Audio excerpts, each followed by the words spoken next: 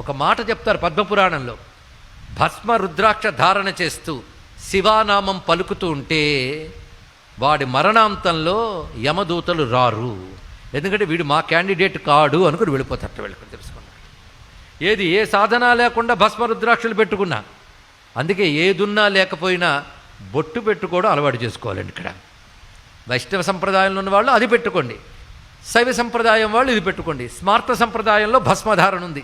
ఎందుకంటే భస్మము స్మార్తము వైష్ణవము కాదు, వైదికం. తెలుసుకోండి. ఇక్కడ ఎవడి యజ్ఞం చేసినా చివరికి మిగిలేదు భస్మమే. దాన్ని ధరిస్తారు.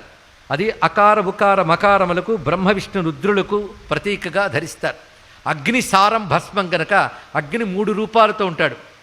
ఆ 3 కూడాను గార్హపత్యాగ్ని, దక్షిణాగ్ని, ఆహవనీయాగ్ని, వాటికి సంకేతంగా భస్మధారణ చేస్తారు. 16 స్థలాల్లో చేయాలి. అది చేస్తే శరీరానికి రక్ష, పాపనాశనం చేసి రక్షిస్తుంది, వర్చస్సునిస్తుంది, జ్ఞానాన్ని ప్రసాదిస్తుంది. కనుక భాసనాత్ భసితం ప్రోక్తం భస్మ కిల్బిష భక్షణాత్ అన్నారు. ఇది భస్మధారణ.